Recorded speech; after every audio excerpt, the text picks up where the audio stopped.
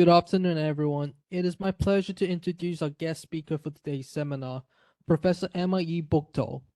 Professor Buchtel is an associate professor and associate head in the Department of Psychology and a member of the Center for Psychological Health at the Education University of Hong Kong.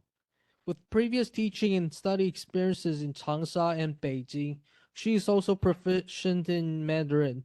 Her research aims to explore and deepen our understanding of Chinese cultural influences on psychology, including moral concepts, value, motivation, reasoning styles, and the implications for Western theories. We are very honored to have Professor Buchtel here today to discuss how morality is conceptualized differently in Western culture compared to Chinese culture. Please join me in giving a warm round of applause to welcome Professor Buchtel. Thank you very much. Okay, could I check once again? Are you able to hear me? Yep. Okay, perfect. Thank you. Oh, sorry, I'm getting some messages. Hold a moment. Oop. Okay. All right, hope that you can see what I'm seeing. All right, thank you very much. And I'm sorry that I will be speaking in English.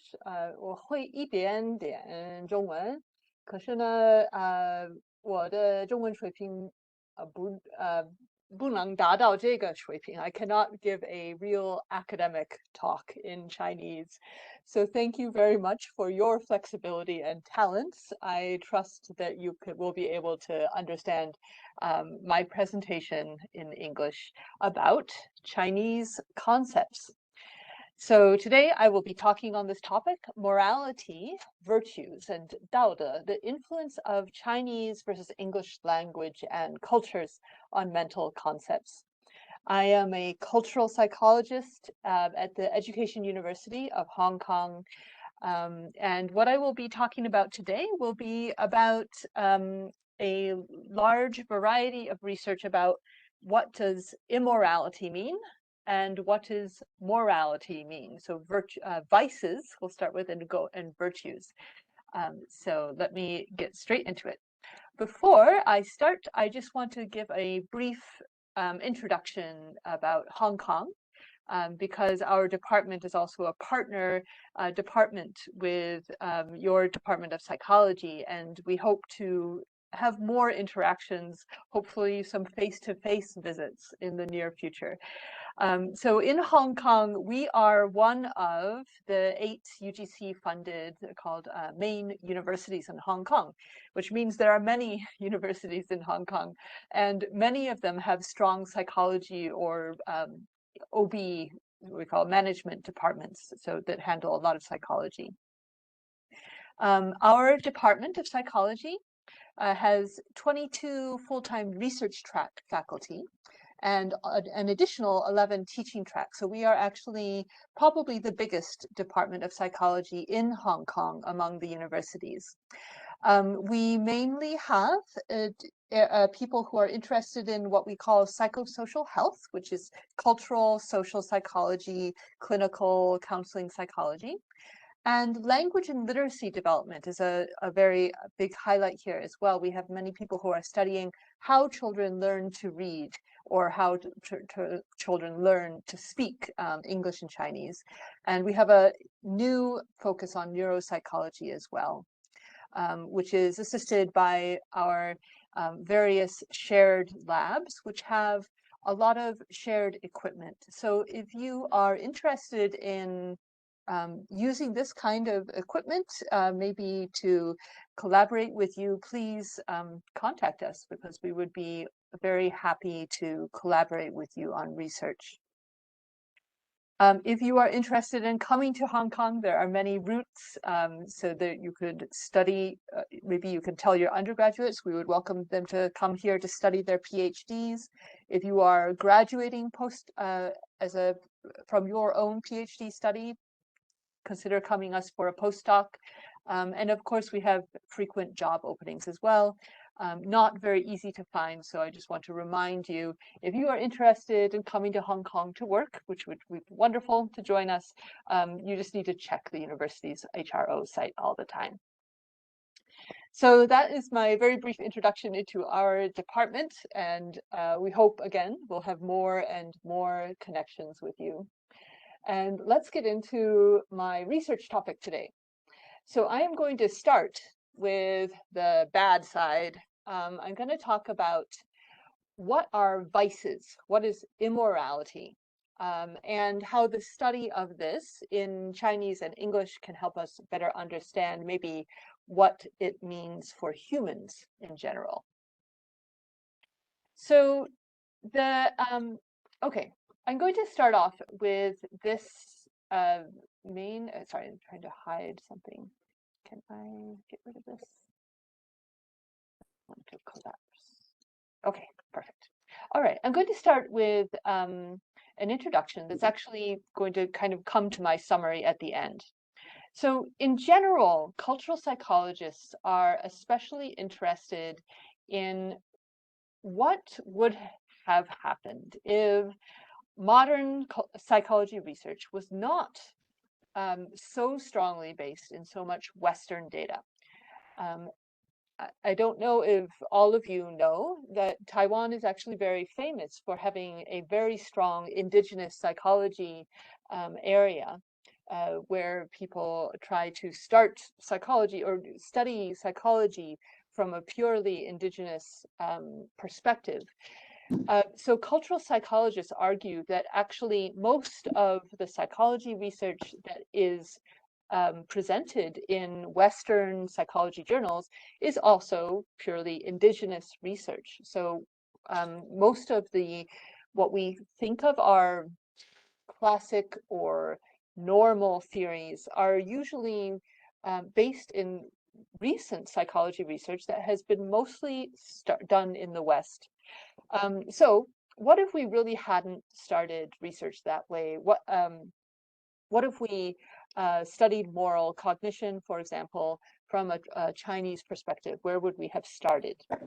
So what I will be generally arguing throughout this whole talk is that most of the research that I know about that's published in English language journals has focused on what's called moral judgment.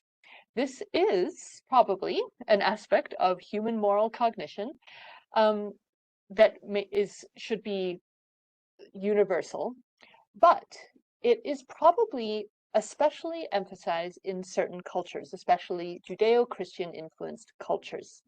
And this type of moral judgment that has been studied by moral psychologists is often focused on this kind of black and white thinking about what is absolutely wrong, impermissible versus permitted. What are we obligated, must do? Or also, what are moral norms versus just norms of politeness, so conventional norms. So there's this black and white thinking, dividing things into moral stuff and other stuff. But that kind of thinking about categories, moral categories, might not be something that is actually so interesting to people in other cultures. 刚刚要开始的时候，然后杨副老师说：“现在人怎么那么少？”我说：“被冲走了吧。” Okay, sorry. Do you have some? 人应该都被冲走了。I am hearing some from the microphone. I'll stop for a moment. Okay, if you have any questions, I cannot see something, but you can put it in the chat. 啊，真的哦，不是知道下雨。哦哦，哎，我女儿今天有体育课。Excuse me, the host, I can hear your microphone very clearly. Not from us, it's from someone else. Oh, okay. It seems to be Jessica's microphone. She may need to mute. Maybe you can mute that one. Okay. Okay, apologies. So what I'm going to be arguing here is that when I've been studying morality in Chinese, that it is that what I found is that probably the word morality that we use in English, when you translate that into Chinese, it's actually better translated as virtues. And so 道德 may actually be more about moral character and virtues rather than this kind of categorical moral thinking that Westerners like to study. And so what I have argued is that by studying Chinese culture, moral cognition and moral language, what we can actually notice is that moral cognition about virtue is something that's been underemphasized in Western literature about moral psychology. But it is something that is, of course, also interesting to people in the West. So we should have more research, probably, about virtues, and especially in virtues, and then also, of course, more cultural psychology research in general. So the Western instinct about morality is that there is something special about a special category of judgments that are moral judgments. So, for example, there are many things that I tell my children that they cannot do. So that could be moral judgments. But I highlight here the things that, for me, call to me as moral things, like you cannot hurt other people, you cannot be violent, you should not lie, you must be honest, don't grab things, that would be unfair. But there's lots of things, of course, that I say that they shouldn't do. But why do I feel something special about these ones? So moral psychologists have often been trying to figure out what is separating moral judgments or moral rules from non-moral judgments, because there's many other types of rules or judgments or laws, like aesthetic ones, religious, legal, economic. So what could be making these ones, how could we define these ones as different from these ones? So there have been three possibilities. I categorize them in this way. That have been most commonly proposed by moral psychologists. So one is that moral norms have a kind of a special purpose. So they may have a special social purpose, like they are their moral norms are ones that serve a pro-social function, especially that allow humans to cooperate in groups. And so if you can track something, some rule back to a evolutionary purpose that helps us cooperate, then that would be perhaps more likely to be a moral norm, or we could define it as a moral norm. Another special purpose, though, could be an intrapsychic purpose, like giving me a sense of meaning and purpose, or motivations of something that I want to do, want to be. That could also be a special purpose of moral norms. There's also a potential that there could be special cognition about them, which is like a special emotions or a kind of a cognitive mental signature. So, for example, a lot of research has supposed that when somebody violates a moral norm, we have a very strong emotional reaction to it. So that's a special cognition for moral norms compared to like just impoliteness norms. Or that we believe that things that are moral rules are absolutely truthful, absolutely impermissible, and they're also universal across all humans. So that would be some special beliefs about the moral rules. And then other people have looked at whether there might be certain principles that are within the moral domain, and that would make them a special content. So, for example, the very normal and famous one, the Turiel moral conventional distinction, is that immoral behaviors are ones that are harmful or unjust or unfair. If they don't qualify as harmful, unjust, or unfair, then they are just conventions, things that might be different across different cultures. We don't have a universal rule about them. Gray et al. Have specified even more smallly that all immoral behaviors must be harmful ones. And then you may have heard, I hope, about the more recent protests against this. the cultural psychologists saying that there may be several different ways of talking about morality. So rather than only harmful, unjust, or unfair, that also things that are disloyal or disrespectful or impure, disgusting, might be considered to be immoral in some cultures. But they still define it. They're trying to figure out the content, like what is the special content of moral norms that make them moral versus other kinds of rules and behaviors. So when I was looking at whether I could find out if Chinese moral norms were the same as Western moral norms, I've been focusing on these two. So one is in particular about the content. What is the content of moral norms in Chinese? And another one about special cognition. Could the word 道德 be specifying certain types of behaviors or norms that give us a special feeling when they are violated? So I'm going to first talk about, in terms of these vices, we'll look first at content. So my key question here was, could I find something against this moral conventional distinction? In Chinese, would harmful and unjust behaviors always be called immoral? And might there be other types of behaviors that were called immoral? So I started this because I did not want to have a definition at the beginning. I didn't want to have a theoretical definition at the beginning of what is immoral or moral in Chinese. I decided to use a lay prototype method to find out whether the word 不道德 has some content that would be different from the word immoral.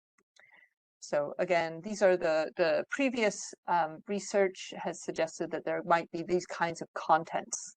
So what I'm interested in first is what is called immoral or 不道德, and how are they different from other kinds of things that are wrong, but we wouldn't call them 不道德. So if we're talking to just normal people, and asking them to define morality, for example, that actually would be really difficult. And I think it would also not be very related to how we normally think about morality. When we're thinking about morality in daily language or daily life, it's much more likely that we will call people immoral, or we can, if I'm asked to think of examples of immoral, I can certainly come up with them rather than coming up with a theoretical definition of morality. So with this certain method, it's called lay prototype. One of the background theories underlying this lay prototype idea is simply that when normal people think of a concept like morality, we don't think of a definition.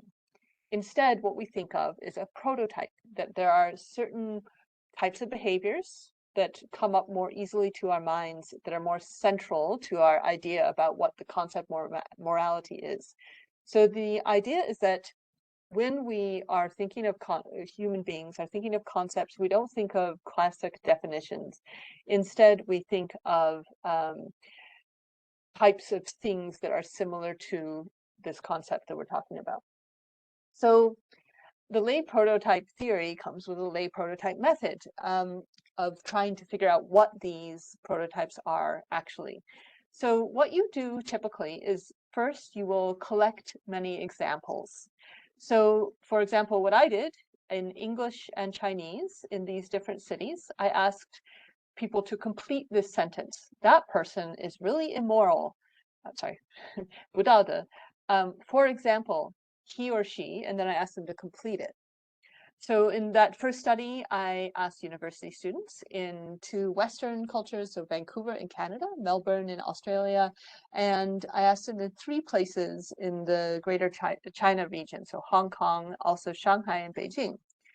So we ended up with more than 1,000 examples. And in this first set of studies I'm showing you, we first categorized them just into sort of broad categories, about 46 broad categories. And then we did another study. We selected 26 of the behaviors that were just like the top 10 for each city. So you can see there were 5 cities, so there was quite a bit of overlap in the top 10, but quite a bit of differences as well. And we just asked the next group of people, another group of different university students from these 4 cities, if this behavior was, they would call it immoral, or would they call it wrong but not immoral, or would they actually call it not wrong at all? So this is a very basic one, but set of studies, but we already ended up with some very surprising differences. So the first difference was that when we asked people if killing a person would be called immoral, in both Australia and actually also Hong Kong, a large majority of people say yes. They would categorize that as immoral. So notice actually in Hong Kong, I'm also asking 没道德, and they also said yes. But only 42% of our participants in Beijing called it 不道德. So this seemed to us already very, very surprising. But you can see that these types of behaviors, killing, stealing, or hurting people, seem to be more agreed upon by Westerners than Chinese. And so you can see that the agreement goes down a bit, being lowest among the Beijing participants. Then there are some behaviors where everybody was pretty high and similarly high agreement that they would call these immoral or 不道德. So taking advantage of somebody, betraying people, cheating on your spouse. There were some that Australians and Canadians do not consider immoral at all. They have no idea why we would call these immoral. But Hong Kong and Beijing students agreed that these ones were likely to be called 不道德. So having casual sex or being disrespectful to your parents. And then there were a set that Hong Kong participants couldn't figure out at all. They didn't call these 不道德, but had very high agreement in Beijing. And you can see higher agreement than for Chinese, Beijing Chinese on some of these than like killing a person. That swearing or cursing loudly in a public place would be called 不道德, but again, killing person would not. Now, this kind of graph is very strange to Western psychologists because they call immoral behaviors the very, very worst behaviors. So if something is harmful, that's when it's supposed to be called immoral. Those are supposed to be the moral rules. So again, of course, I'm using this word in Chinese, 不道德. So I did another study. I was asking simply, try to find out what caused you or to put these behaviors into different categories. So in this last study 3, I again asked people to categorize this behavior. Would you call it immoral or 不道德? Would you call it bad but not immoral? Or would you call it not wrong at all? And what I was interested in is also, how would you rate this behavior on how harmful it is, or 不文明? How would you rate it on how uncivilized it was? And what I was interested in is if you classified something as immoral versus bad but not immoral, what was going to cause you to put it in the immoral category? Is it how harmful it is or how uncivilized it is? So in this graph, you can see that for Americans, among when we're looking at the difference between the behaviors they called immoral and the ones they called wrong but not immoral, on harmfulness, there was a big difference. And there was a bigger difference than the incivility ratings, 不文明. So what that suggests is that for Americans in this sample, harmfulness is a way to divide behaviors, so that immoral behaviors are the ones that are very harmful, and bad behaviors that are not immoral, still bad, but they're not immoral, are less harmful. Whereas being uncivilized is not such a strong divisor between those two. But in mainland China, we got the opposite interaction. So for the mainland Chinese in this sample, when they called something 不道德, it was more likely to be more uncivilized than the behaviors they called bad, but not wrong, but not 不道德. So what they were doing, they were using whether it was uncivilized as a stronger marker of the types of behaviors that would go into the 不道德 behaviors. So this is suggesting that overall, that Westerners are tending to call more harmful behaviors immoral. Hong Kongers are somewhat in the middle. Okay, so they are including harmful behaviors, but they're also including things that are maybe not necessarily harmful, but they're disgusting or disrespectful, also as 不道德. And then among our Beijing participants, especially, they are more likely to be calling behaviors like this, like littering and spitting, they are uncivilized, 不文明, and they therefore put them in the 不道德 category. And so being uncivilized is actually a stronger marker for them of the types of behaviors that are called immoral. So this is already telling us that even though Western psychologists have been studying immoral behaviors as if the important thing is that immoral behaviors are the worst behaviors, they are harmful, they are unfair, extremely bad, universally wrong, that category of behaviors seems to be kind of culturally specific. Westerners, especially in this sample, are much more likely to be calling those ones as immoral behaviors. And if you take this word that's supposed to be the translation of immoral in Chinese, that it doesn't seem to track onto the word immoral in English.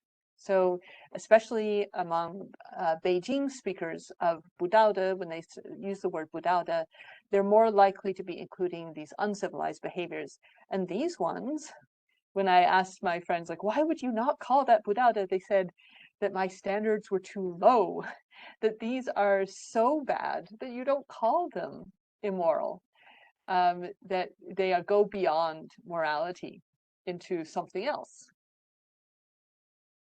So I had done further studies, looking in more detail also at what are these. So in addition to these broad categories, what's really called immoral.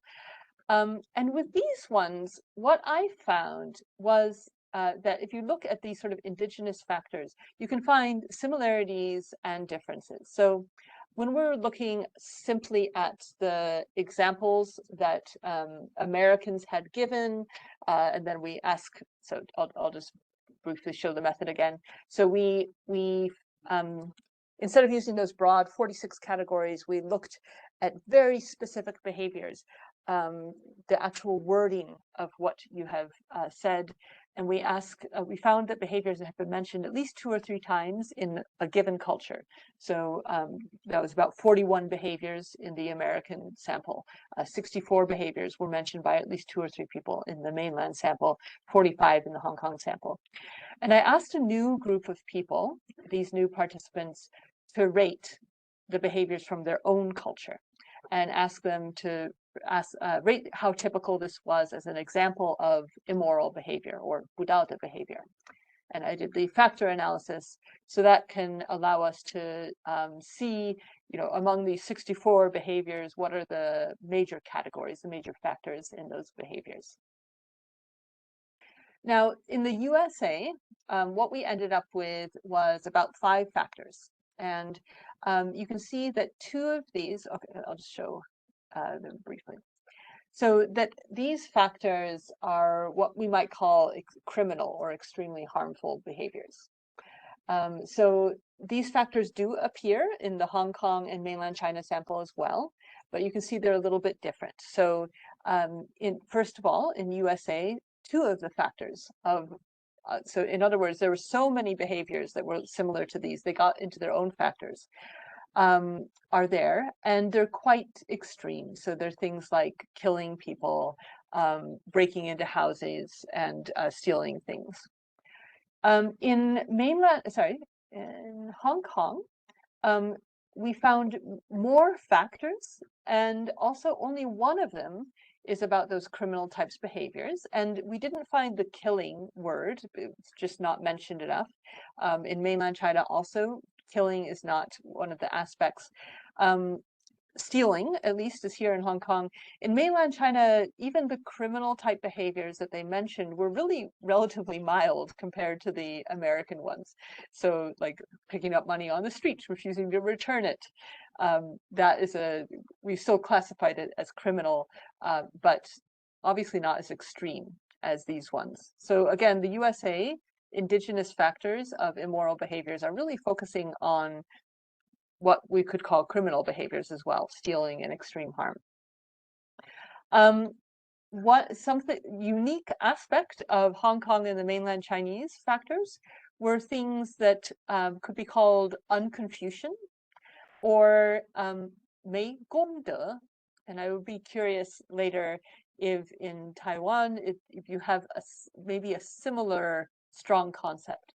So mei gongde behaviors are things that are uncivic, so uncivilized, but also uncivic, not very considerate to other people, like cutting in line, not flushing, being disgusting, and I'll just show that in the Hong Kong sample as well. They would also mention these ones as well. And of course, unconfucian types of behaviors were not mentioned by Americans, but they're frequently mentioned in both Hong Kong and mainland China. So, being impolite to your teachers or seniors, or not helping your parents doesn't come up in USA. Now, there were some actually another similarity was that both, or in all 3 of these cultures, there was often something about sexuality. So in both USA and Hong Kong, this focus on sort of dirty sexuality or impurity, cheating on people, or just sort of being indecent. Hong Kong especially had a very strong, sorry, I'll just show that again, very strong focus on that, which is kind of interesting, being prostitute or indecency, swearing aloud in public. And finally, also, I'll just focus that all of them seem to have a bad character factor. So things that just seem to be about personality traits, like in the USA, promising to do something but never doing it. In mainland China, one example is thinking you're smarter than other people, looking down on other people.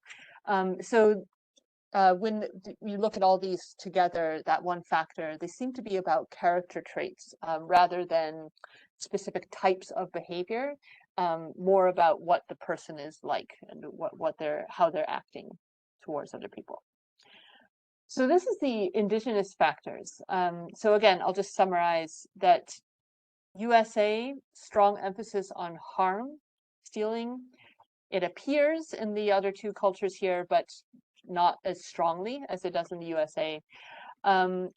There are also unique ones in the Chinese samples, so especially unconfucian, uncivic types of behaviors that don't appear in the American factors as strongly. And then there are some similarities in terms of sexual impurity and bad character that seem to be appearing in all 3 of these indigenous examples of immoral behaviors. So I went on to do one more study related to these. I wanted to know why are these behaviors wrong? Because it could be that if you look at these, like maybe, so I've just made an argument that in Chinese that the word 没公德 is more related to being uncivilized rather than harmful. But maybe I'm wrong, and maybe like when somebody looks at something like this, cutting in front of people in line, they think it's wrong because it's hurting other people. Or not flushing is maybe they actually thinking of the harmfulness of it. So maybe it still could possibly be the reason that these are called 不道德 behaviors, maybe because ultimately they're hurting other people. So I decided to ask again people in different areas. So here I have Hong Kong University students. I have online participants in China using the Wenjuanxing website, and USA using the MTurk. I asked them, how would you explain to a child why different behaviors are wrong? So I'm going to show here only the ones that actually were, I showed them behaviors that, I showed everybody the same types of behaviors. These are based on the moral foundations. And this resulted in a huge number of, a large number of data, and we have to code these, of course, but we have content categories. And even with these, when I'm presenting people with the same behavior, and I'm asking them, why is this wrong? If we look and compare the Americans, the mainland Chinese, and the Hong Kong Chinese, about what are they mentioning when they explain why sticking a pin into a child's palm is wrong. In USA, what they say immediately, most commonly, hurting. You're hurting somebody. That's why it's wrong. You should not do this because you're causing pain. Some might elaborate, you're hurting somebody who's vulnerable. A child is very defenseless. You shouldn't do that. Or hurting people emotionally. They might emphasize that. Curiously, Hong Kong is the most different. The largest percentage of the justifications were saying that you don't do this because it is disrespectful. So that is already a very big difference. And the second and third ones are more about hurting. So for example, the Hong Kong justification, lack of sympathy or empathy, is also kind of like that this is a harmful type of behavior, that you should be more sympathetic and trying to not hurt people. But it is not directly this direct issue, like you are hurting people, therefore you should stop. And in mainland China, they also had that one as the most commonly mentioned one. This is lack of sympathy or empathy. Or they might just simply say this is immoral. They don't have a good explanation for it. And they would maybe strong here you can see that they are going towards this is criminal, that's why you don't do it. So even when I'm asking people, why should you not stick a pin into somebody's palm, Americans are focusing on the harm, but Chinese are not necessarily focusing on the harm. When I ask them, why should you not do disgusting things? Again, Americans seem to be focusing on, that's harmful. You're harming yourself if you do something disgusting. In mainland China and Hong Kong, they're much more likely to simply say that that's unhygienic. It's disgusting. That's why you don't do it.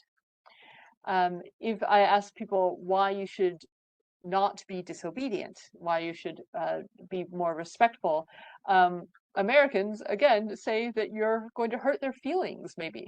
You're going to hurt people if you are disobedient. But mainland Chinese, Hong Kong Chinese are more likely to say you shouldn't do it because it's disrespectful. So you can see here, I'm summarizing at the bottom, again, that with all of these, what I'm finding is that the Americans focus on harm a lot. But the mainland and Hong Kong Chinese seem to be focusing more on things that we could call character, like or disrespectfulness. So that you're a person who is disgusting, you're lacking in sympathy, you are being disrespectful, you're a disrespectful person potentially. So what this is suggesting to me is that if we can go all the way back, when we look at what moral psychologists in the West have always focused on in terms of what is called immoral, including people who say what's immoral, it must be about harm. Material immoral behaviors are harmful. You know, even the big 3 or 5 foundations, or the big 5 moral foundations, that this harmfulness could be harmfulness and fairness should be 2 of them, and then maybe loyalty, respect, purity. This is kind of suggesting that, well, most strongly, what I'm thinking is this is suggesting that Westerners are focused on harmfulness. So this suggests that especially things like Turiel or moral diet, that this is indigenous Western psychology. When Westerners have been studying moral psychology, they have been studying Westerners. And for Americans, Australians, maybe other people, or at least English speakers, they are focusing on harmfulness or unjust behaviors. They're not focusing on disrespectful behaviors. So why are there these cultural differences? So I am going to just very, very briefly mention this, but if you guys have better ideas, I would appreciate hearing it later. So cultural sources of this, of what we, lay people consider to be moral or immoral. So maybe what's most difficult to explain in a way is the Westerners, because psychologists don't usually try to explain their data, their Western data, in terms of Western culture. But if you look at philosophy and religion that has been influencing Western lay people, Judeo-Christian religions, Christianity in general, has been a huge influence on the cultures that psychologists usually study. So everything in Europe, USA, Australia, they are strongly influenced by Christianity. Christianity focuses on whether you're going to go to heaven or hell. And there are certain rules, the 10 Commandments. When you look at the types of behaviors that my university students speaking English gave as examples of immoral behaviors, it sounds actually very similar to the 10 Commandments. There are other commandments that are more about religion and God, but as soon as you get to the last 5, it's do not kill, do not cheat on your spouse, don't steal, don't be dishonest, don't lie. So it sounds like our lay people in the West are immediately thinking of maybe things that they've learned in church, but probably just from the surrounding culture. What kinds of things are going to mean that you're going to go to hell? If you have done something immoral, it must be really, really bad. It must be one of those things that's going to send you to hell. So against the 10 Commandments. This was also emphasized by a philosopher, Martha Anscombe.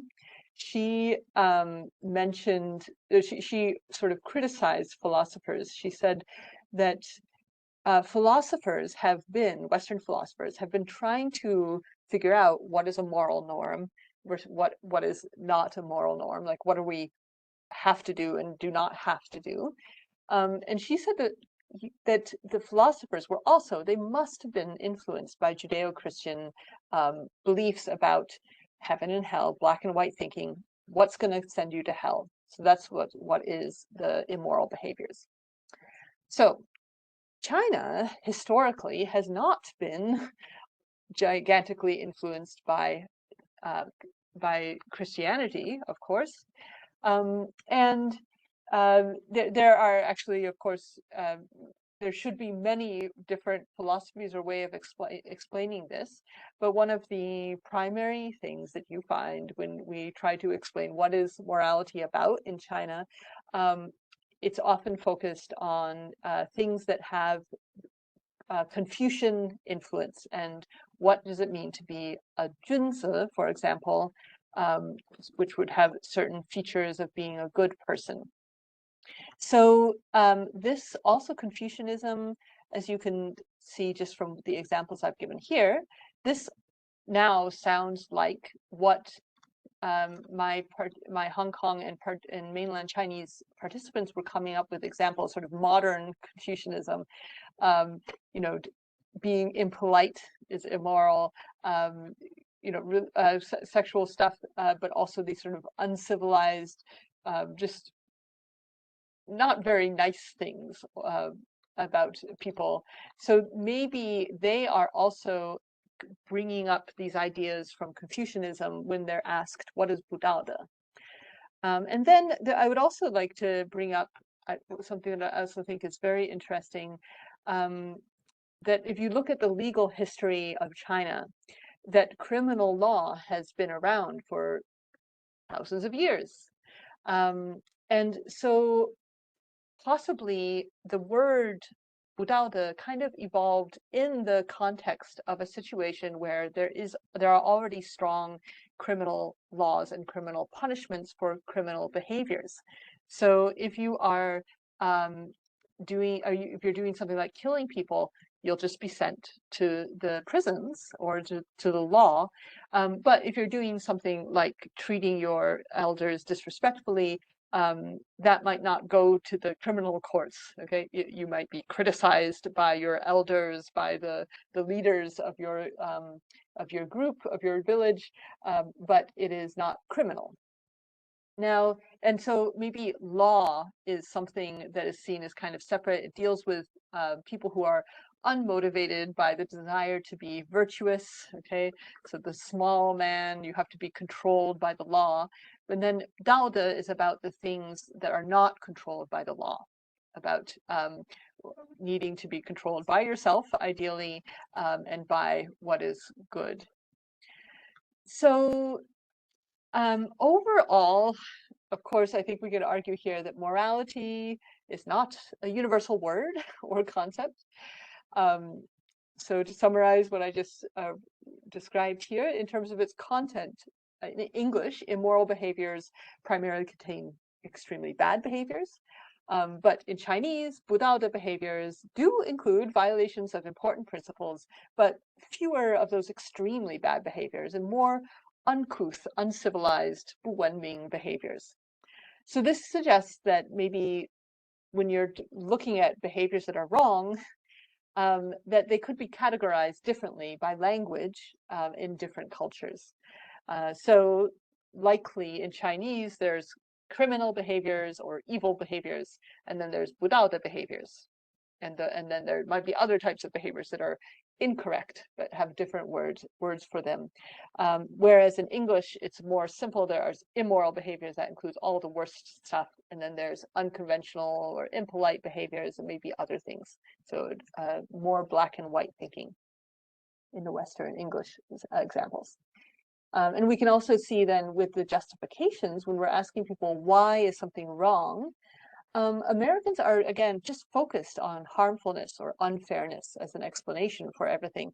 But in Hong Kong, the explanations are more diverse. So, and in particular, people seem to come up with more character-related reasons, like being disrespectful or unsympathetic. So, potentially, morality is, in Chinese, is not so much about categorizing things into evil and not evil, but rather more about virtues. Okay, so I'm just going to go a little bit quickly through this other part because I want to get to virtues, and I would like to give you guys a chance to ask me questions and talk about things.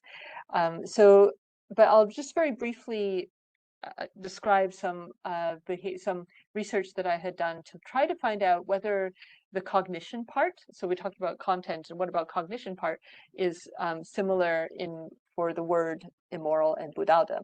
So what I'll start off with this question, like, what if Buddhada is actually not those very worst, completely irreversible behaviors that Western psychologists expect when you're studying immoral or immorality?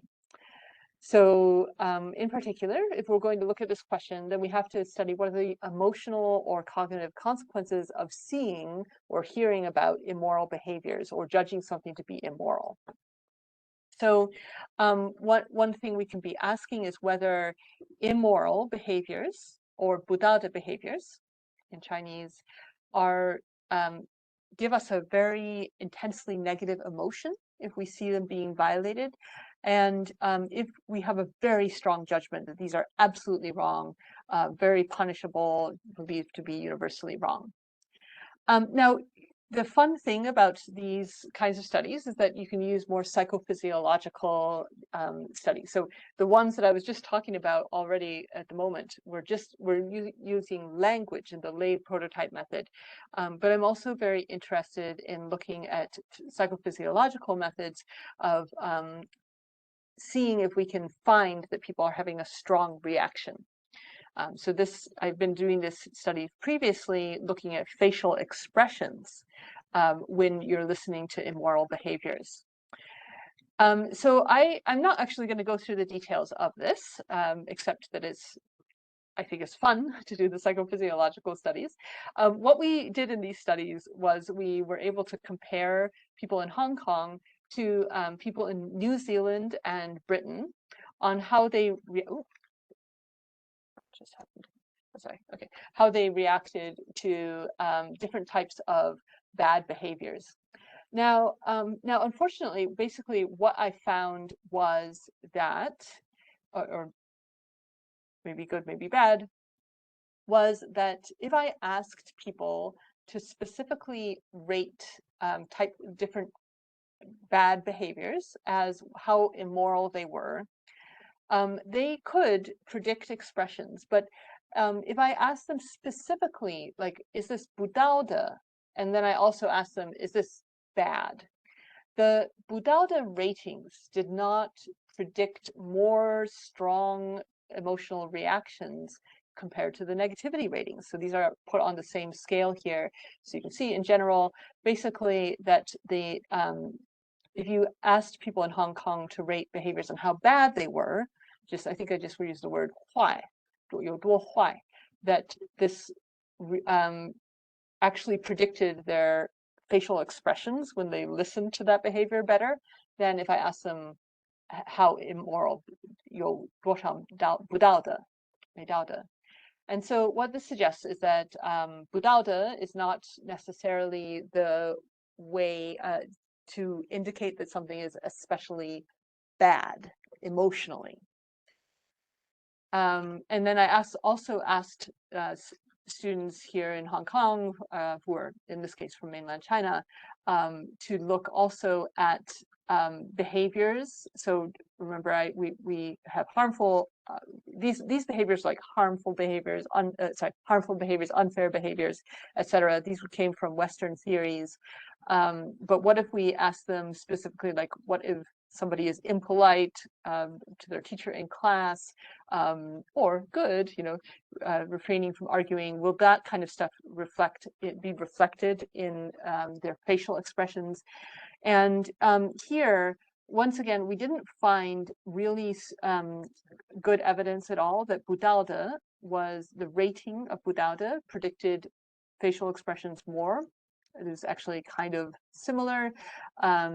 And we also did not find, except maybe with Confucianism, it wasn't necessarily your rating of how bad that behavior did not strongly predict your expressions, or didn't do it any more strongly, for example, than really harmful behaviors. So especially when you're comparing these ones, what I'm interested in is that, okay, so first of all, you don't see a lot of emotional expressions, but if anything, in terms of like how budaude or how bad they are, you can't see that, for example, unfilial behaviors are worse than harmful behaviors, even though we know that harmful behaviors are not called budaude, but obviously they are still giving rise to negative here emotional expressions. at least to the same extent, if not more, than un-Confucian or 没公德 behaviors. So what that is suggesting is that the word 不道德 in Chinese does not mean that it's going to make you more emotionally negative. And I'll just sort of show this also very briefly. When I look at behaviors that are especially harmful versus ones that are very uncivilized but not harmful, first thing, if I ask people to rate them again, in Vancouver, they are much more likely to call the harmful behaviors immoral rather than the uncivilized behaviors. In Beijing, you see it's the opposite. So those uncivilized behaviors, spitting, swearing, are more likely to be called 不道德. But on any other measure of like how bad they are, both Vancouver and Beijing students agree that the uncivilized behaviors are less punishable than the harmful ones, less bad, and less universally wrong. Now you can still see that the Beijing students view them as worse, the uncivilized behaviors as worse than the Vancouver students, but this is the strongest thing here. So I have to actually emphasize this when I'm publishing in English, that the word 不道德 is not necessarily indicating the words that are, the behaviors that are most bad. That actually bad behaviors, harmful behaviors, are very bad to Chinese. But again, they are so bad that they're not called 不道德. So overall, this suggests that the word 不道德 does not fit Western assumptions about what moral cognition is. Okay?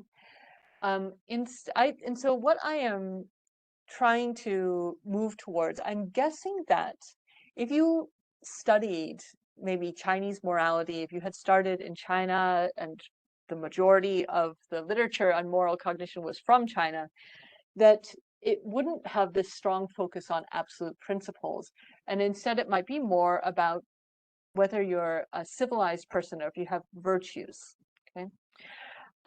And so this is actually a very useful thing for Western psychologists to remember and be aware of, because an interest in moral character is also certainly known. Actually, there was a recent article by the personality psychologist Dan McAdams explaining that actually personality psychologists have been studying moral character for a long time, but they just haven't called it that. But moral psychologists, when they study morality, they're thinking in terms of absolute principles, and they're not thinking in terms of moral character. And so that could be because of Western cultural emphases on moral judgment, influenced by Judeo-Christian emphasis on moral judgment of a God sending you to heaven or hell, that cultural emphasis has meant that research in psychology has focused too much on moral judgment and not enough on moral character. Okay, so thank you very much for attending so far. I would like to go into a second part where I'll look at now virtues. So the first part of what I just told you was all about immorality. How do we react to immoral behaviors? And we talked about the lay prototypes of immoral behaviors, like what's the indigenous prototype of an immoral behavior. So now let's look at the positive side. Let's look at moral virtues. Okay, so moral character. Research on moral character has been done cross-culturally a little bit, but has not been very good so far in trying to figure out if there might be cultural differences and what kinds of things indicate a person who has good moral character. So some of the previous research is done using these different approaches. So I'll look at these two first. So you may have heard about the positive psychology movement. they are interested in character strengths. And what they did actually at the beginning is they searched what they called the great books across cultures. So in many different languages across different countries, they tried to look for what kinds of character strengths did all these different great books mention as good features of a good person. And so they found certain they found certain patterns, and a lot of their research has been based on this initial search for character strengths. But now that they have done a lot of research on this, they tend to categorize it into these three groups of sociality and caring, self-control, and intellectual vitality as being certain character strengths. There's another type of approach that actually is also using language in books, but more concrete ways of studying it. So they look in dictionaries and they try to find any words that are related to virtue. And so they have found, again, actually sort of similar sets of words, so caring and trustworthy words, about order and discipline, vigor and persistence, and some variable others, serenity, prudence, consistency, altruism. But they haven't done although they have done this in several languages, all English or European ones, these ones, they didn't find very big differences. And so there is also another approach, which is the lay prototype approach. Again, the lay prototype approach is asking first people to free list, for example, what is a person of good moral character? And then you might ask later certain people to try to do factor analyses, try to find out the details of it. And again, they come up with some common traits, but it hasn't been looked at in a very detailed way, especially to find cultural differences. So essentially, they have not been able to describe cultural differences. Most of this research is actually looking for cultural similarities. So it's really difficult to assess the extent to which there might be differences and similarities across cultures in terms of what is a good person. So there are, so I have been doing my research in mainland China and Hong Kong. So as a cultural psychologist, I would like to explain first how they are similar and different in terms of their cultural influences. Now, I would say the mainland China and Hong Kong are relatively distinct, but also have well-defined moral cultures. Now, some similarities between them would be Confucianism and Buddhism have influenced all of these, or lay people who are who claim Chinese heritage in Hong Kong, mainland China, that there are these historical influences that have helped people describe what is a moral person. And then there are also some recent differences, especially in terms of moral education policy. So in Hong Kong, they actually don't have a very universal moral education. So in fact, different schools are quite different, and a lot of schools have been influenced by Christianity in Hong Kong. So a lot of the schools are originally missionary schools, or even right now have a Christian influence, or they're actually educating their students with Christian morals and Christian ideals. And maybe the only really consistent thing across Hong Kong is that the ICAC, the Independent Commission Against Corruption, is very strong, and they actually publish moral education materials for all the schools in Hong Kong. Now, in mainland China, the whole nation has a required ideology and politics curriculum that is the same. And they tend to emphasize certain things, including self-love, which is meant to be anti-suicide, and then morality, but of course there's also ideology, so social responsibility, how to love your country, and then also how to love other people, so morality in particular relationships. So there are some strong historical and recent moral cultural influences on what lay people here might think of when they're asked about what is a good person. So what I did in this set of studies, and I'll just show you actually study 5 essentially, is comparing Hong Kong and Beijing University students to a previously published Canadian lay prototype. I asked people in these different places for characteristics of 道德高尚的人. So I asked people, what is somebody with good moral character? And again, we try to find very specific moral characters that were listed by 4 or more participants. And then we then look at, get a second group of participants to do centrality ratings, and then we have a later group of participants to figure out the clusters or the factors underlying the characteristics. So you can see here, this is actually from study 2. Once we have the most commonly listed traits, we ask people a new group of traits, people to rate them on centrality. And I think it's interesting to look at these words. So in Hong Kong, the most highly rated, most central moral character trait is being respectful, and then responsible, knowing right from wrong, and trustworthy. In Beijing, also trustworthy, very high, and also family, responsibility, respectfulness, being very high in the centrality. So what I was interested in and how I was going to compare across the cultures is at the next stage in this study 5.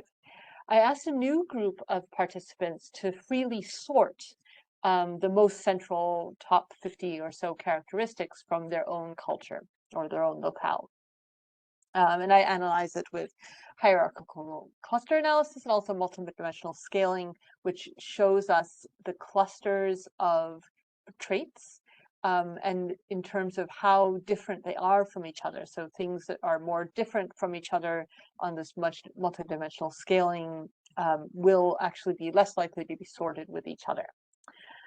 So what I am especially interested in with this is that when we do this, we follow the same structure for the studies and ask the same questions, that it actually becomes possible to compare similarities and differences in different cultures, even though we're starting with completely different words. The Beijing participants only look at words, traits that came from their own culture, and so on, and maybe doesn't have a direct translation. What we can do is actually look to see if the overall meanings of the clusters are actually similar, even though they may have different words in the clusters. Maybe they have similar clusters. And we can compare also in terms of where they put them in the map. But let's look at the cluster names first. So this is just showing the cluster names. I haven't shown you the traits here. So one cross-culturally common cluster of traits seems to be something about being caring, especially. Now in Hong Kong and Beijing, there's a good focus on being respectful and caring.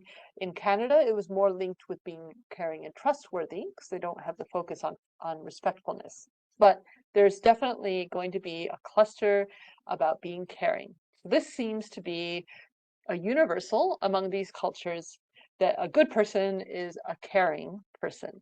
That's going to be one important trait or cluster of traits. And then we show up with a kind of one cluster that I think is sort of similar across the 3, which is something about being firm or principled, having integrity, so knowing what is right and wrong, and being determined to be that kind of person. And then we have like 1 to 3 clusters that I think are similar to each other, but you can see how here we're starting to get into more cultural differences. So in Canada, they actually had 3 different clusters. One they called is about dependable and loyal traits. One is about having integrity. One is about being fair. So these are, you can see like some of those words appear elsewhere as well, but like knowing the rules and wanting to follow them, being fair and dependable, loyal. And the Hong Kong and Beijing participants seem to group these together into a more similar factors. So they didn't see as many divisions among these different words, but they put them together in some kind of cluster that, you know, has similarities. So there's similar words across here, but different foci. So you can see, for example, in both Beijing and Hong Kong, that they often have words about being incorruptible. That doesn't really show up in Canada. And then finally, you can see that there are some clusters that don't have universality. So one of them was that in both Hong Kong and Beijing, there seemed to be a cluster that I call civic responsibility.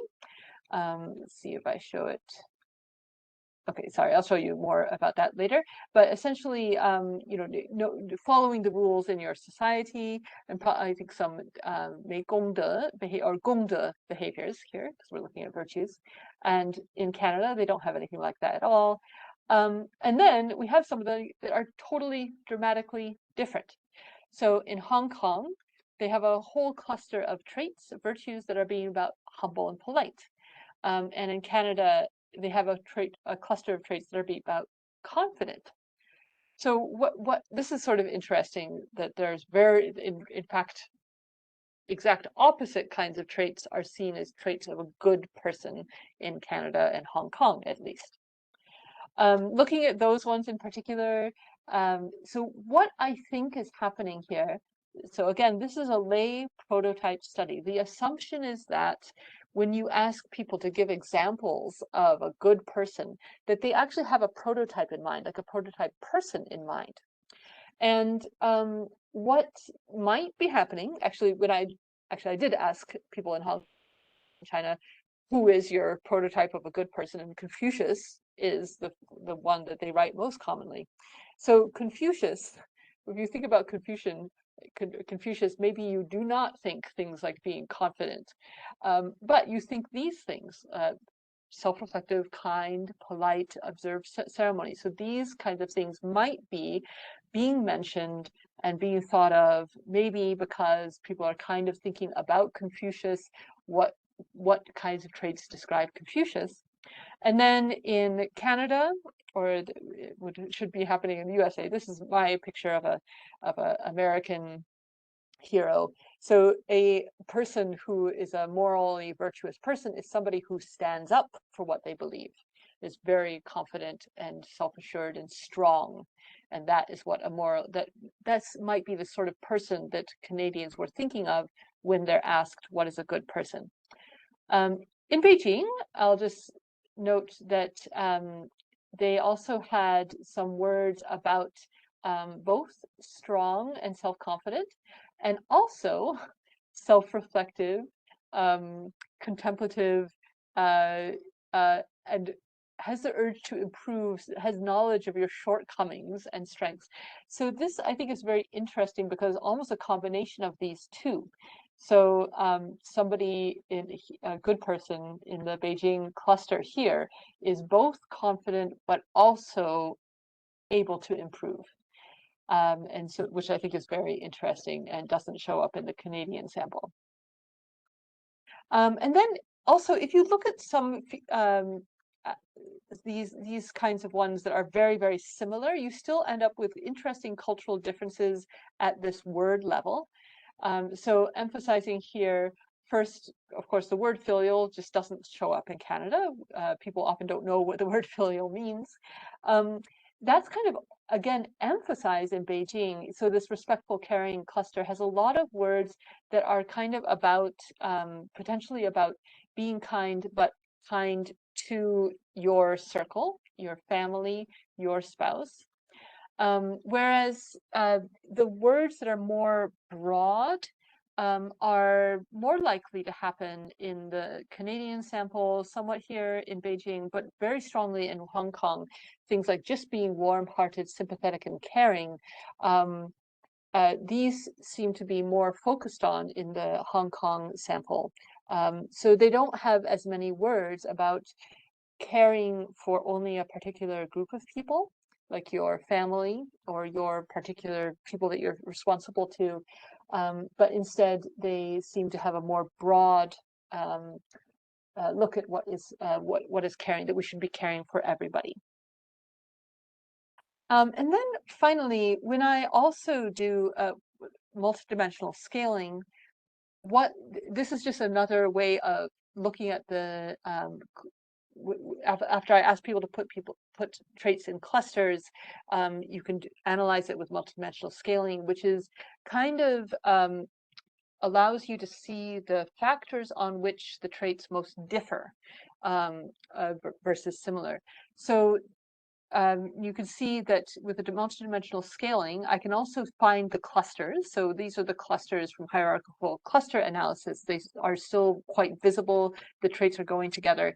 But you can also see what kinds of things are very different from each other, are very unlikely to be sorted together with each other. And the one thing I just want to emphasize about these ones is that we actually end up with something kind of similar across cultures. And what that is a kind of a map that I see, which seems to be a big two. So there seem to be warm virtues and cold virtues.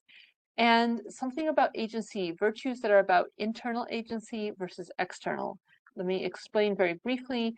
So I'm not sure if you know about this, that there has been lots of old research suggesting that in general, humans seem to make social judgments in terms of two main factors. So warmth, how warm or cold people are, and then competence, if they are leading themselves or being led by others.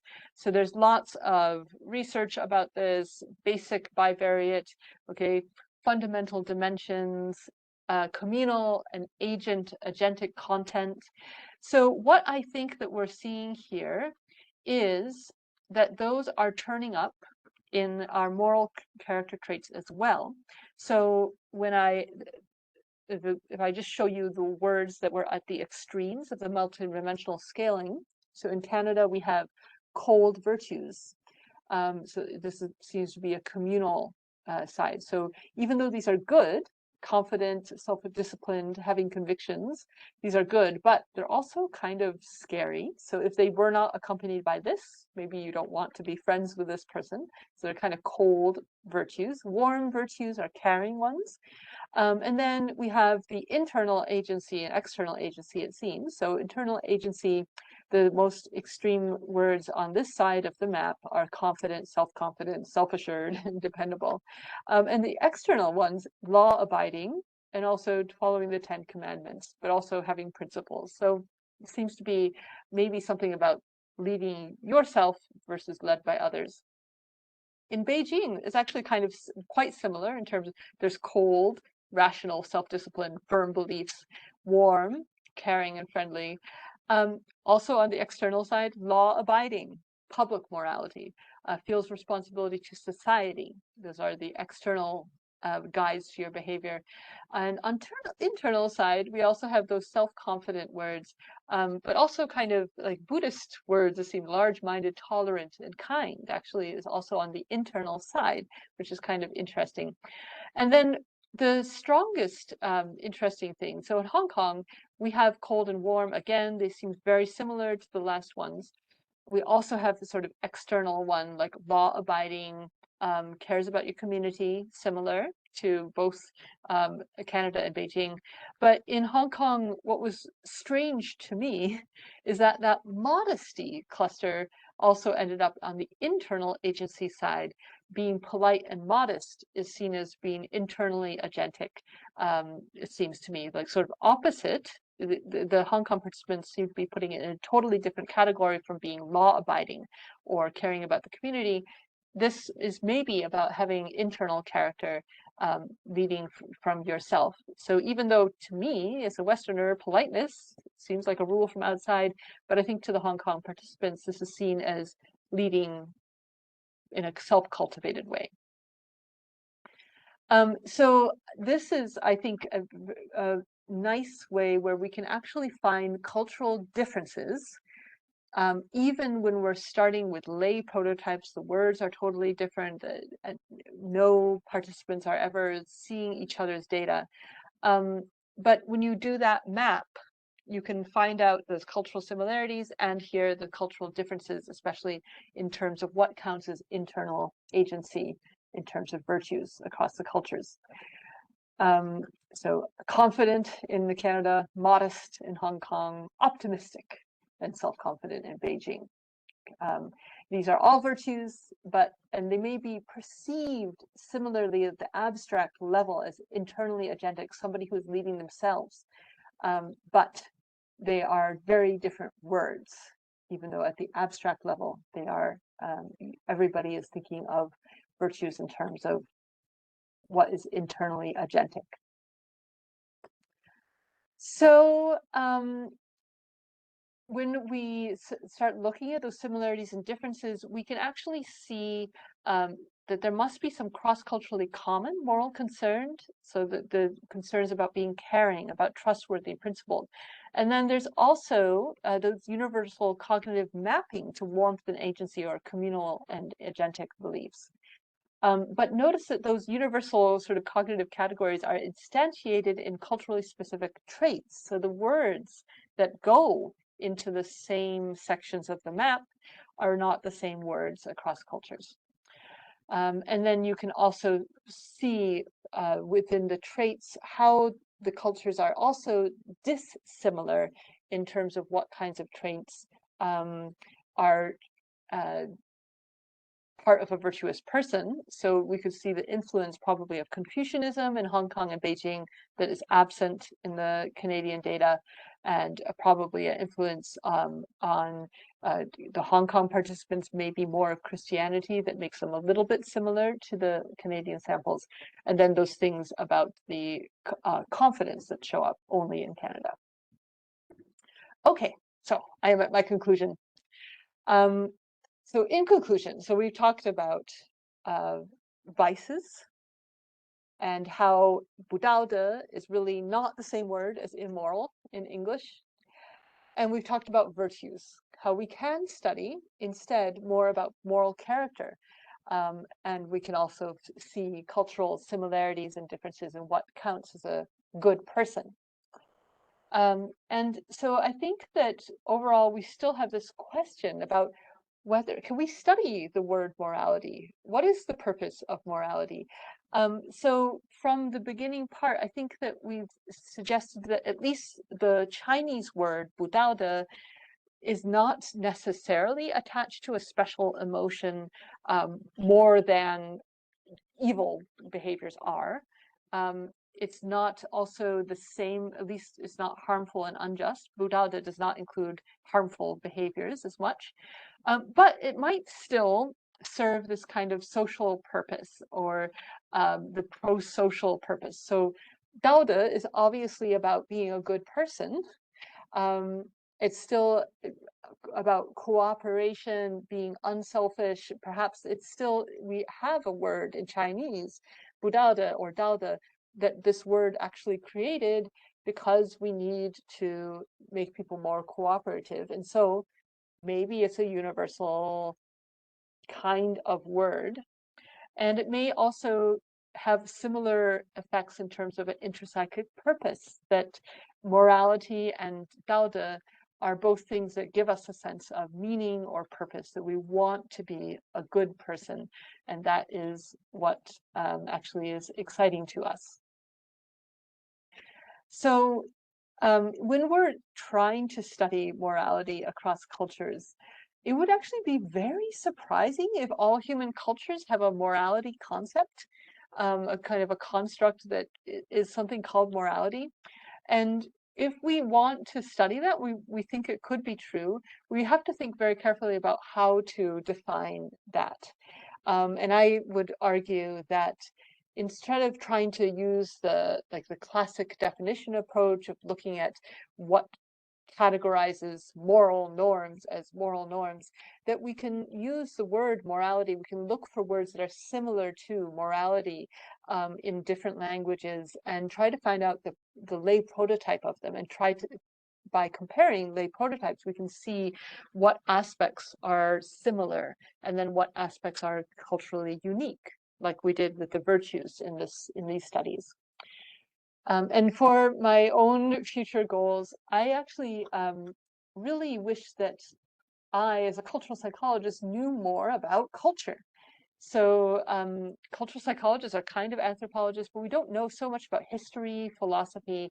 I know just a little bit that I'd mentioned to you today. And there may be more proximal influences as well that we need to know about. And in terms of any research that any of you are doing, we should definitely think about how our local cultures, how our language are influencing what people are doing in your studies. So humans are very unique among animals in terms of how cultural we are. And I hope that all of us are going to pay attention to how what's commonly published in the West in English is very westernized psychology. And I hope that that we can all do more to explore whether or not the things that have been published already are culturally unique or not, whether they're really just about the Western culture or even Americans. And in my more research, I'm still interested in psychophysiological measures. We're going to be using EEG to look at filial piety and pupil dilation to look at whether you react strongly if somebody does something un-Confucian. And also always the difficult question about moral differences. If we do have moral differences across cultures, how can we have more peaceful responses to such differences? Okay, so that's a future direction for us.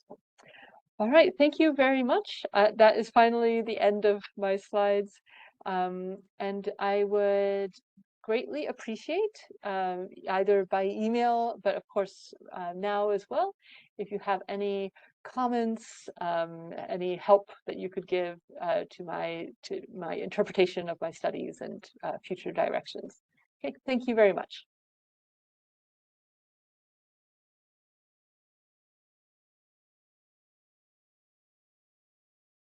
So I would be open to questions on the chat or I expect in the classroom. Passing the microphone around.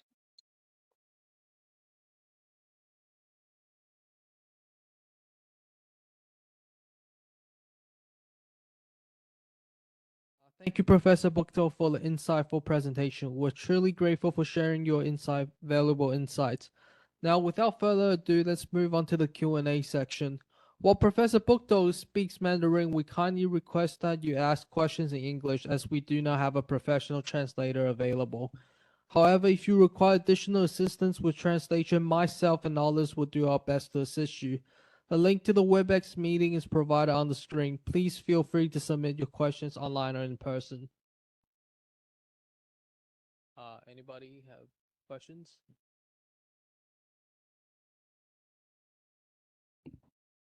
Uh，线上不知道有没有人想要提问的，可以直接打进聊天室，或者是直接开麦去说。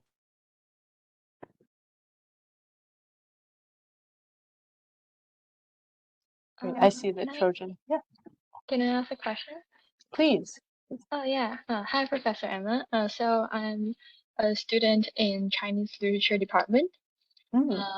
And yeah, because I find this topic very interesting because what we study is there's a lot about like how our ancestors view morality.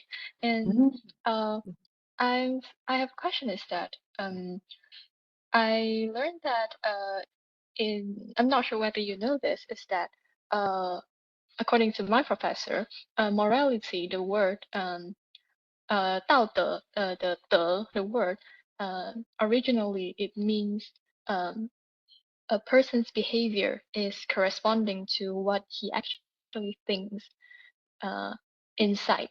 So and it's throughout the years after that's the original concept of and it's throughout the years we attach more meanings to it and making it to become something that's related to whether a behavior is moral or socially accepted or not. So yeah, that's something that I want to provide, and I'm also curious that is that concept similar to how the Westerners view morality? Yeah, that's my question. Thank you. Okay, thank you so much. I'm very excited that there's somebody from Chinese literature. So so if you have any publications that you could recommend me to read about the history of and the development of the word, I would really love to read those and learn more.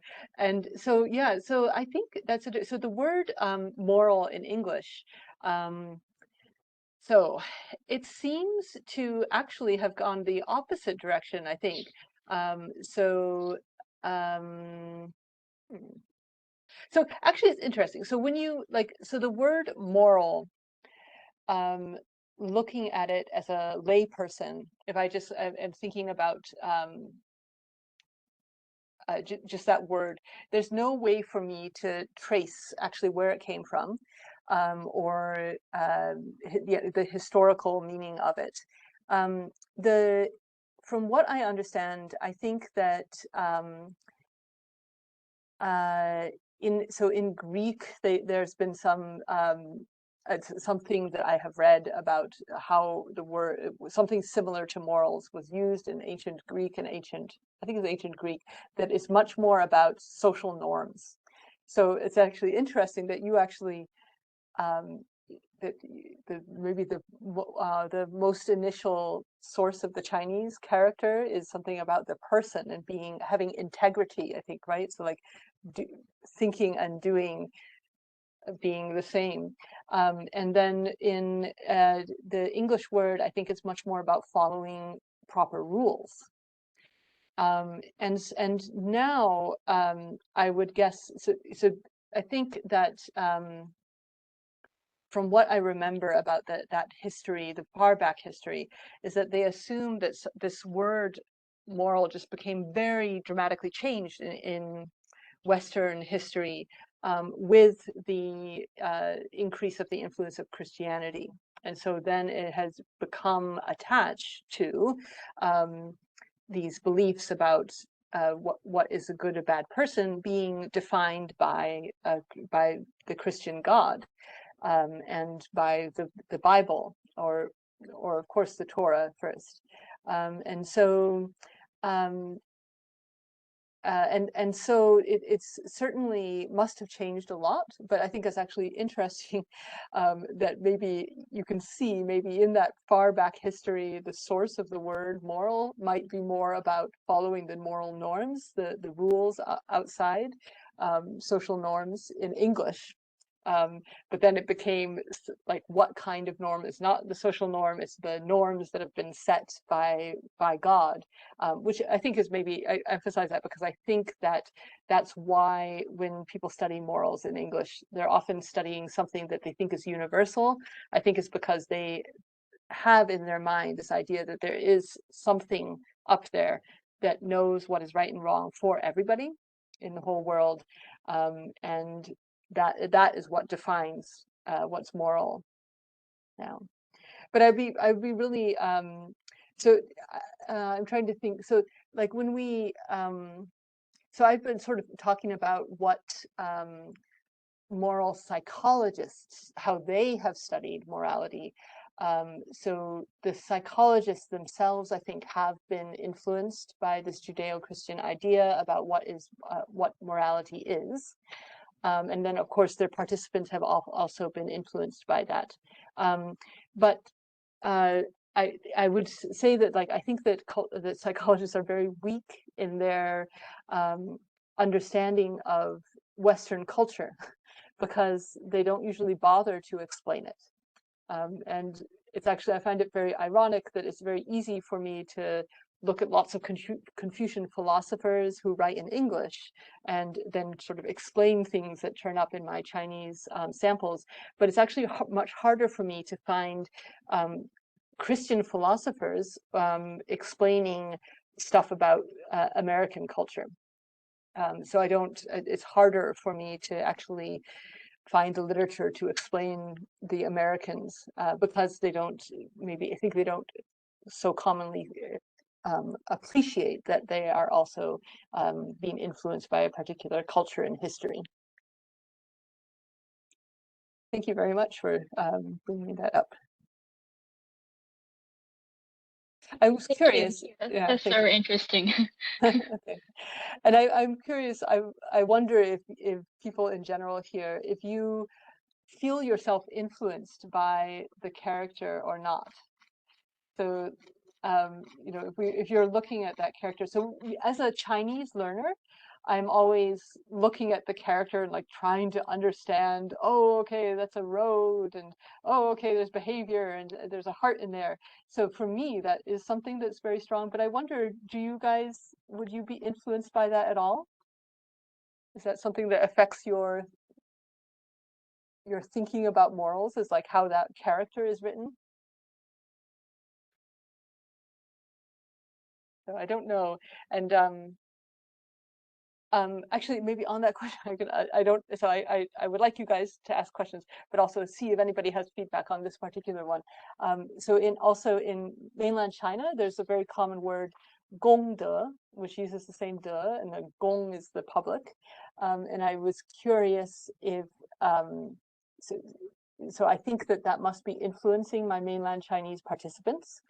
And so I'm curious if you might have that influence also in Taiwan, if the gongde concept is very strong there, and maybe if you think there would be any differences in what kinds of behaviors would these kinds of things ever be brought up? If you ask Taiwanese university students what's 不道德. But please, any other questions? I would be interested to hear.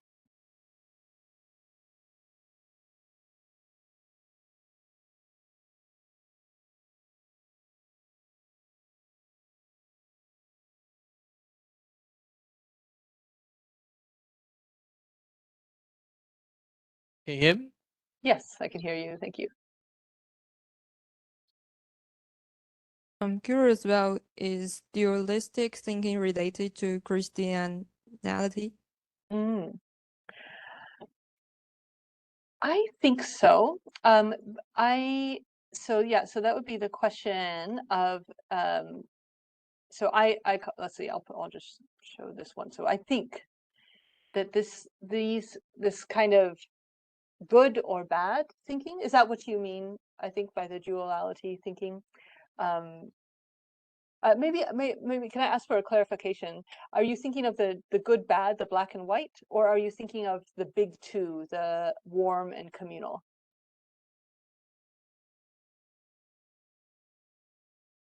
Can I ask for a clarification from the question asker? Okay. Did you mean this question, the black and white thinking, or did you mean warm and communal, that big two? Both, just in general, the dualistic thinking.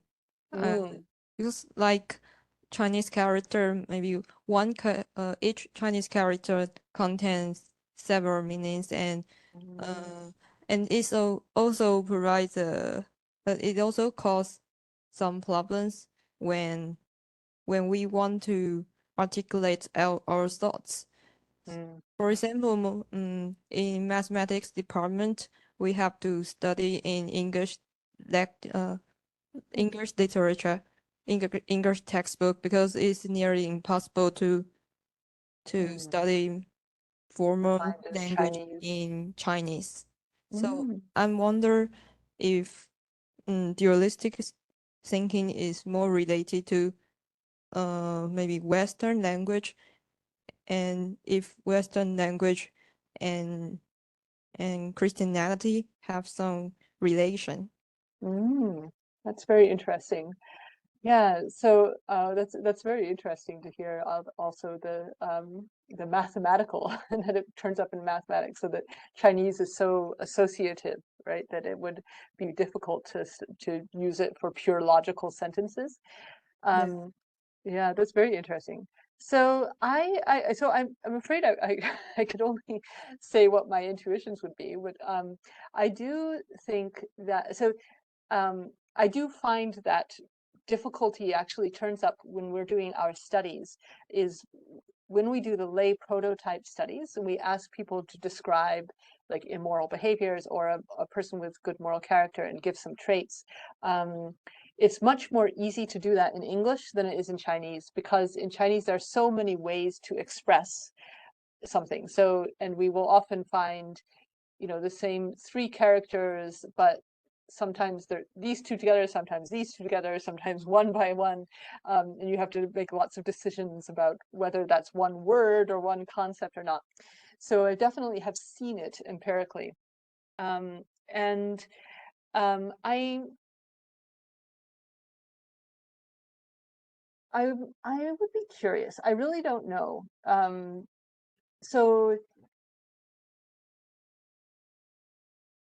yeah, I don't know. I think it's possible that this kind of language, so like that language itself has such a long influence that it could be influencing philosophy and religion, right? So that if English is simple, words only have one meaning, are not really associated with other words so much, it may also lead to more simplistic religion of there's a heaven and there's a hell and that's it.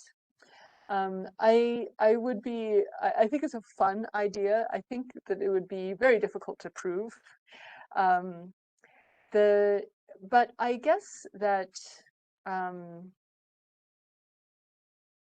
one way that it might show up, especially when I'm researching something like the word 道德 in Chinese and English, is that the word in Chinese can have many more associations than it does in English. So I mentioned the 功德 one. In English, more moral doesn't turn up in other languages, in other words very much. So there's moral, immoral, there's moral character, there's moral cognition. You can put it together with other words, but it's not like the 功德 and 道德, where one character is there and that might be causing some linkages mentally. So I think that in general, it's quite possible that studying people in English actually may be more simple because of less broad associations might be there, and thinking might be more clear in general. But I would also say that the Judeo-Christian aspect, or heaven and hell aspect that I talk about here, should also be relevant to other cultures that are based more generally in the Abrahamic religions. So, for example, when I talk to an anthropologist who studies in Muslim nations, so Islamic nations, he said that he thinks that they would be very similar to the Western style of thinking. Again, a black and white thinking. And that might be also because in Islam, there's one God, there's a heaven, and there's a hell. So it's also could lean it towards more black and white thinking. So I think with anything that we study, anything that psychologists study, that the background religion is going to be influencing, the language is going to be influencing you, the recent history is going to be influencing you. There are multiple influences in all cases. And so I think that it would be very interesting if maybe English as a simplistic language could be influencing things, and maybe other languages that are not like Chinese, but also have maybe more poetic or more associations, usual way of using language, could also be less black and white, and that would be very interesting to look at. So that's a really interesting idea. Thank you. Can I ask one more question? Of course. Yep. Please do. As you mentioned that the inner world of each individual is complex, and English language might be simpler, and Chinese characters might contain more complex meanings. And is it possible to use simple tools to research on the complex stuffs, like math or formal languages are really simple and direct, and we want to use math language to describe the reality, the physical world. Is this possible? That's a very interesting question. Also, so psychology actually is kind of a combination of math and philosophy, and so actually one of the things that psychology students most struggle with at the beginning, or even all of us research psychologists struggle with, is that we have to turn these very complex questions into something very simple, like 20 questions on a survey, which will be rated on a 1 to 7 scale, and then we can do math with them and say P of 0.05, is this a significant difference or not? So so I think that psychology is actually this doing that in a way. So it is always trying to take a very broad question like what is right and wrong and turn it into very simple logical hypotheses, ways of measuring it in people, even though people are often inconsistent, they change from time to time. You have to get a large group of people and ask them all the same question before you can get any measure of that you are certain about. And then we do turn it into a simple language, which is expressed in math of analysis. Now, I think that statistics is a way of taking more complexity and turning it into something simple that us humans can understand. But it is actually, yeah, I think that psychology is actually, in a way, the discipline of taking complex things and measuring them in very simple, direct ways that are expressed in math in the end. So it's an interesting interdisciplinary question. Thank you. Thank you that your speech is insightful, and thank you so much. Thank you very much.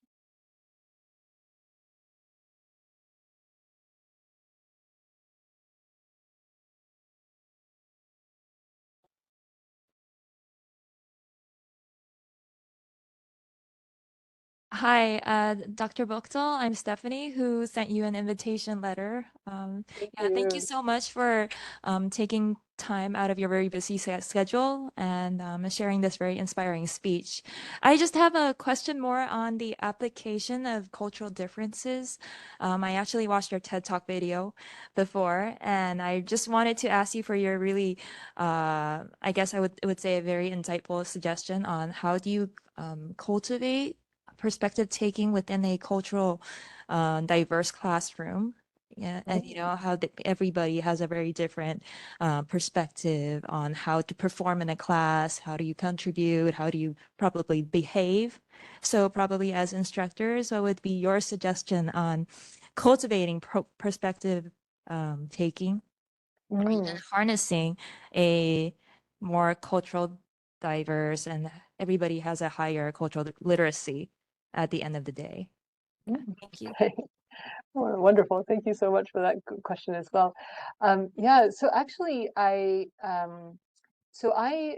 have grown to more and more consider my classroom as a little culture in itself.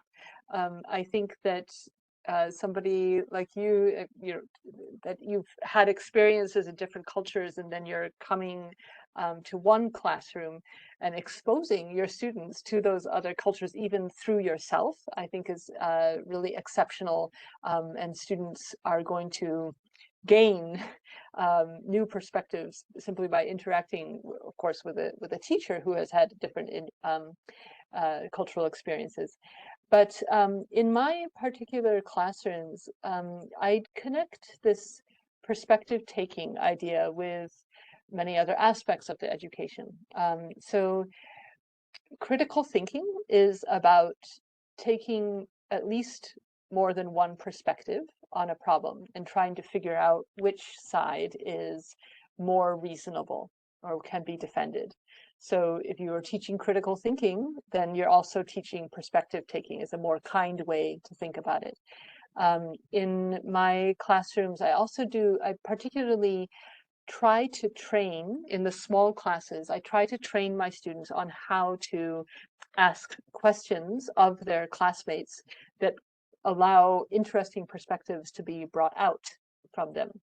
And perspective taking is, of course, I think very important across cultures, but it's an interpersonal social skill that can have many benefits.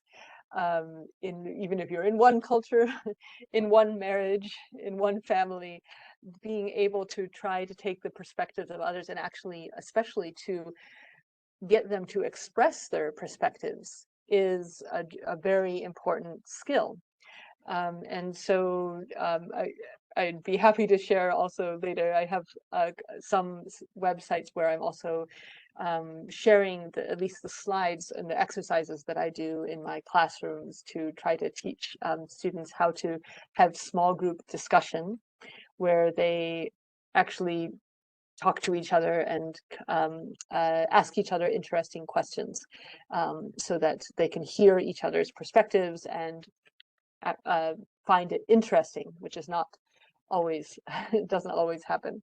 So yeah, I think that, and part of that is to, of course, perspective taking means that you have to actually understand the other perspective, and that means you need to get them to express it. Or in cultural psychology and psychology, we need to actually study other cultures so that we can actually understand what they are, what those other perspectives are. So I hope that it can be a good theme for research as well as classroom, that we should always try to study more and learn more from other people. So thank you very much.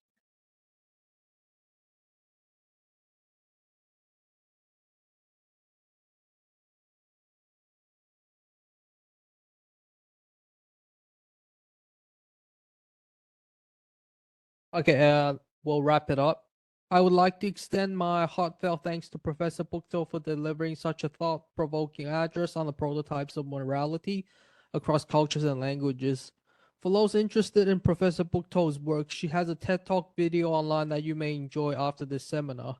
Again, I'd like to express my gratitude for Professor Buchtel's enlightening speech. Thank you all for being here today, and I hope you have a wonderful afternoon. Thank you very much. I appreciated this opportunity very much. Hopefully we have a time to meet face to face sometime. Okay, thank you.